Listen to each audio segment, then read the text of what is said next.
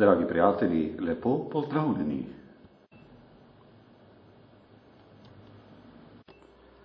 Prav na vašo željo smo obiskali župnijo Dolnji Logatec v nadškofiji Ljubljana.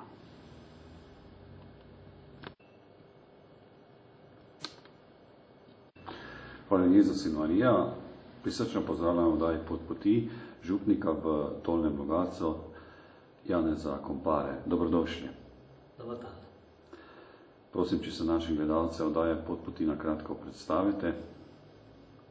Jaz prihajam iz župnije Mengeš, iz družine, ker nas je bilo 8 otrok, 2 sva duhovnika in tudi pred mano v tej župniji je bil brat Tone 20 let.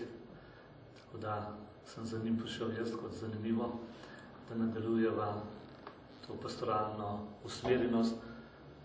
In hvala Bogu, da sem že 9. leto tukaj in imamo velike projekte, ki Bog da, Bog jih odpira in sem zelo vesel, da imam to možnost delati v tem Božjem kraljestvu za ljudi.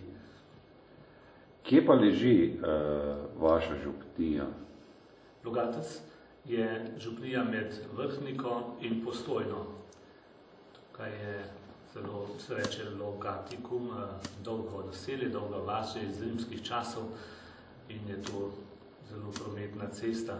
Zdaj nekoliko manj prometa, ker je avtocesta zdaj že 30 let, tako da je mesto zelo prijetno. Kdaj imate pa svete maše? Svete maše imamo med tednom ob 6. zvečer, v zimskem času, poleti ob 7. ob nedeljah pa 2, ob 8. in ob 10. Verjetno se bodo tudi naši gledalci, tudi sam se vprašal, kako da ima kraj Logatec 2 župniji? Prvotno je bila samo ena župnija, Gornji Logatec, župnija Rožnovenske Matere Božje. Leta 1910 pa je bila ustanovljena župnija v Dolnjem Logatcu. Vse je razvila železnica in ta obrt in tovarne se je po vojni Dolnji Logatec zelo razširil. Zanimivo, da bomo drugo leto praznovali 100-letnico, pa sem je šele 4. župnik. Pred mano je bil, prvi je bil gospod Remška, ki je bil 37 let, potem je gospod Pogorevski, ki je bil domačin Logatčan, je bil 35 let, moj brat Tone 20 let, jaz pa zdaj 9. leto. Kdo je pa vaš zavetnik župnije v Dolnjem Logatcu? Zavetnik župnije je pa zelo priljubljen zavetnik, sveti Nikolaj, sveti Miklavž. Zato imamo tudi na trgu kip svetega Nikolaja, se zdaj imenuje ta trg pred cerkvijo, trg svetega Miklavža. Kakšen je pa pravzaprav utrip vaše župnije v Dolnjem Logatcu in kdo vam se pomaga pri pastoralnem delu? Ja, to pa župnija je kar živa, sorazmerno, ker je zdaj posebej v zadnjih desetletjih v upad v cerkvi, to je številčno, no. Pri nas se toliko še ne čuti, imamo okrog 1000 nedeljnikov, obiskovalcev nedeljskega bogoslužja. Drugače pa imamo tudi več skupin. Zelo sem vesel, da imamo dovolj liturgičnih sodelavcev, poleg ministrantov, pevcev, delivcev svetega obhajila, tehnične službe, ki urejajo v cerkvi, da je red, pobiralci denarja. Tako da imamo dovolj tega. Ministrantov je čez 20, delivcev svetega obhajila 8, tako da nikoli s kaplanom sama ne deliva sveto obhajilo. Tako kot je rekel Jezus, razdelite ljudem, ne? Tam imamo tudi pomočnike. Imate tudi skavte, ne? Tudi naši skavti so zelo dejavni, imajo vse 4 veje in predvsem sem vesel, da imamo tudi voditelje, tako zavzete in dobri, ki znajo z mladino lepo delati. Jaz sem že star, zdaj 62 let in se težje uživim v to mlado dušo, ne, to dinamiko. To sem vesel, da imamo tudi skavte in sodelavce. Potem je treba omeniti tudi neokomenhansko skupino. Neokatuhumen, ja, to pa mi dela veliko veselja. To pa je skupnost da bi oživel ali zaživeli iz krstne milosti. Mi smo kot otroci krščeni, smo kot kristijani, smo pa slabo uvedeni v krščanstvo. To pomeni to, kar družina daje. Če je družina verna, aktivna, odprta, to družina prenaša vero, pri mnogih je pa to zelo šibko. Zato se pokaže pri starejši generaciji potreba po uvajanju v krščanstvo. In to imamo že 3 skupnosti, že tudi 9. leto in nad 60 članov odraslih. To je pa evangelizacija, nova evangelizacija, tako kot je govoril papež Janez Pavel II, da je potrebna nova evangelizacija, ne na nekaj novega, ampak da zaživimo iz evangeljske miselnosti, iz evangelija v svojem konkretnem življenju. Imate tudi zakonsko skupino, ne? Tudi, tega sem zelo vesel. Imamo kar 5 zakonskih skupin. V zakonskih skupinah po 6-7 parov. Dobivajo se vsak mesec, če je le možno, sem tudi jaz vsakokrat z njimi. In tudi zakonci dobijo pomoč, podporo in so zelo odprti v življenju. Iz teh zakonskih skupin je nad 100 otrok. Gledalci so mi tudi pisali, da imate tudi skupino Nazaret. Ali je to pravilno? Pravilno. Skupina Nazaret je pa išla iz mladinskega centra, ki zdaj tudi obnavljamo, je že bil zelo živ mladinski center. Ta skupina Nazaret je povstala, to je neke vrste dramska, potem delavnice, delajo adventne venčke, potem jaslice, za materinski dan pripravijo. Imamo zelo dobro mentorico, Kati Dolenc, ki z nas silno lepo dela z otroki. Ti nam pripravljajo toliko veselja ob takih praznovanjih. Zdaj, ko delamo tudi večgeneracijski dom, to je moja velika želja, da bi povezal vse generacije, od otrok, mladine, odraslih, družin, pa tudi bolnih, ker imamo tudi dom za ostarele in vrtec. K liturgičnim sodelavcem spadajo tudi krasilke, ki nam vsak teden čudovito okrasijo svetišče, cerkev.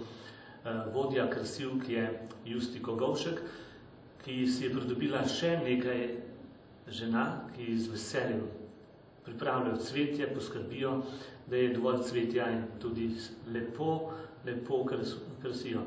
Zelo zanimivo je to, da vsako nedeljo ali pa za praznike ona tudi fotografira, ima album, tako da pogleda nazaj, kako je bilo lansko leto za Božič, recimo za veliko noč, za žegnanje ali kateri praznik grešne telo, da se ne ponavlja, tudi tematsko tako lepo znajo okrasiti.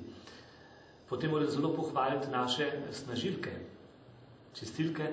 Naša cerkev je zelo čista, svetla, negovana, zato ker je tudi ogrevana, imamo talno ogrevanje, pa krasilke, te snažilke vsak ponedeljek po bogoslužju in vsako soboto pred bogoslužjem nedeljskim očistijo, tako da je ne samo cerkev, tudi okolico in trg pred cerkvijo, tako da moram pohvaliti to javno, to je pa toliko dela, toliko ur in s takšnim veseljem to delajo.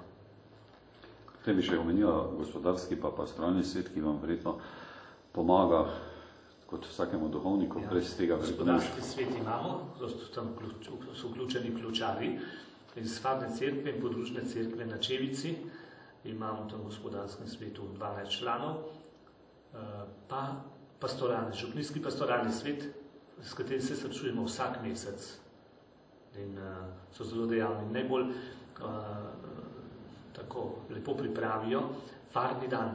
Vsako leto imamo v juniju, drugi polovici junija, farni dan, to je župnijski praznik, ima 3 dele, najprej ima duhovnega, potem kulturnega dela in potem zabavni, družaben del. Tako vedno smo, do zdaj imamo tematske tudi namen, zakaj to gre. In zdaj že nekaj let tudi zbiramo sredstva za dom na Griču, kot to imenujemo, za ta medgeneracijski dom, ki je zdaj v gradnji. Upam, da bo drugo leto, ko bo 100-letnica župnije že nared in končan. Kako pa vidite vašo mladino? Ja, mladi so največ vključeni pri skavtih in pri pevskih zborih. Imamo otroški, mladinski pevski zbor, ki ga vodi silna, sposoben vodja, dirigent, organist, ki je tudi kapelnik godbe in zna glasbenike zelo, zelo povezati. Tako da mladih pevcev je zelo veliko. Vidim pa, da mladi danes malo težko se vežejo, ne? Imajo polno zasedenosti in težko na dolgi rok ali trajno nekje se vključijo. So pa zelo pripravljeni za taka enkratna te dogodke in lepo pripravijo. Vidite, da današnja mladina drugačna od takrat, ko ste vi bili, pa jaz še toliko mlada. Zdi se mi, da je sprememba. Sprememba je ravno v tem, da danes je preveč ponudbe in so morda mladi že utrujeni, naveličani. Jaz rečem, da je to neke vrste hipertrofija, prenasičenost. Tudi potem nima te potrebe po iskanju pa po rešitvah.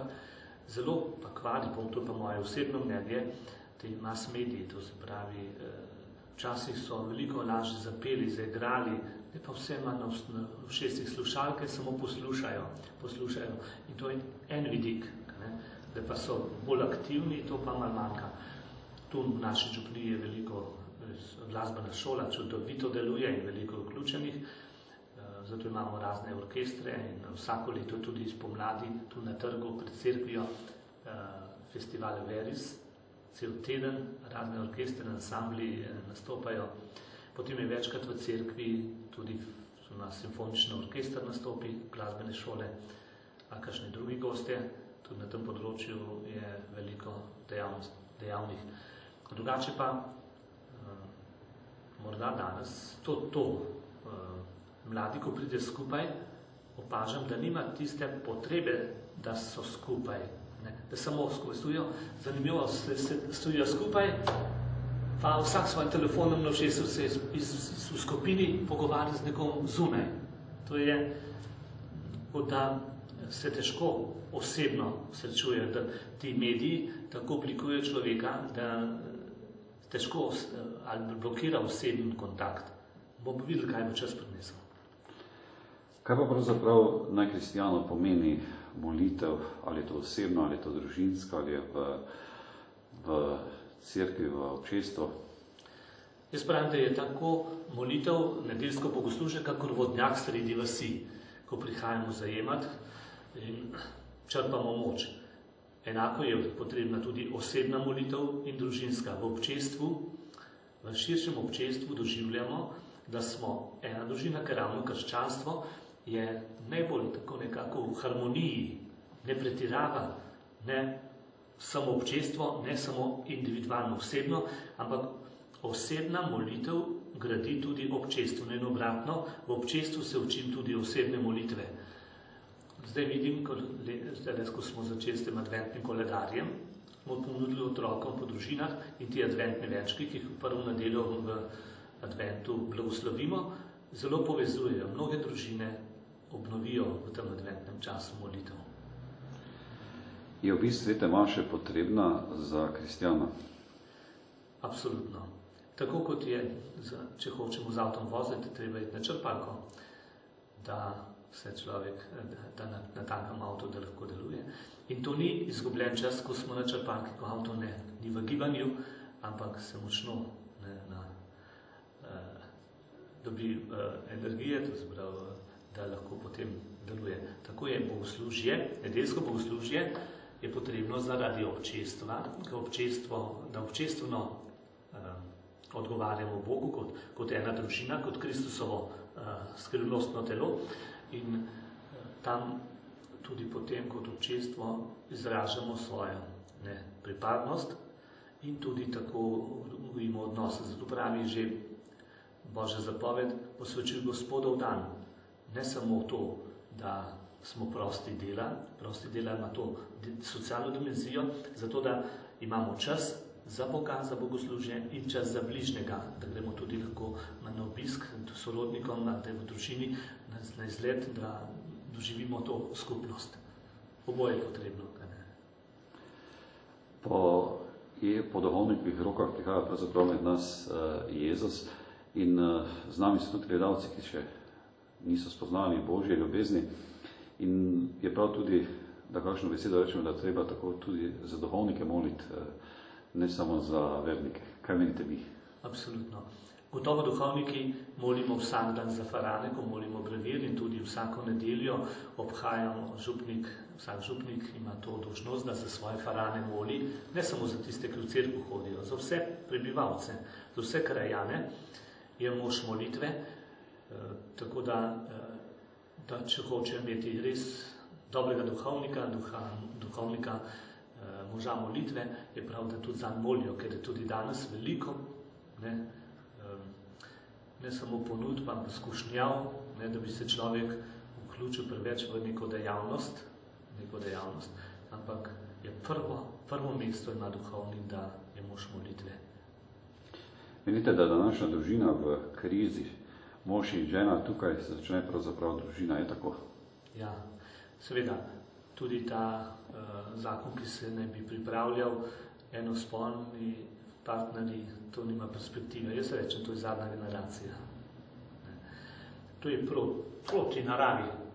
Če je pa proti naravi, proti Božji voli, ker Bog je spoložil ta zakon. Ni družina v krizi. V krizi je človek, ki te vrednote več ne ceni ali pa preveč se vzgledujemo po javnem mnenju. Javno mnenje pa veste, kako to nastaja. Preko medijev, če ti nekdo stalno govori, te prepriča, da je tako res. Jaz vidim pri otrocih, jaz si to bilo na televiziji. Ja, na televiziji. Mar si kaj lahko, moraš preveriti, kaj je dobro, kaj je slabo. Tudi ne bom jaz vsakega strupa ali vsake tablete, kar vzil, ja, to lekarne prodajajo. Če jaz bom za tisto, kar je za mene dobro, zdravilno. Se jaz dobro počutim. Je pa verjetno v družini pomembno, da teče molitev in tisti medčloveški odnos in tudi zakramenti in svetomače. Ja. Izhajam iz družine, ker je to bilo, pri nas sem bil oče, tista roka, glava, in vidim, da tukaj možje odpovedujejo v mnogih družinah, na tem duhovnem področju. Vse so skrbni, gradijo lepe hiše, domove, avtomobile lepe, ampak te duhovne intonacije pa družinah ne dajo očetje, bolj matere. In sem prav hvaležen Bogu, da sem rastel v taki družini in prav zato delam veliko z zakonci, da bi jim to izkustvo prenesel in da bi tudi oni potem to bogatstvo prenesli.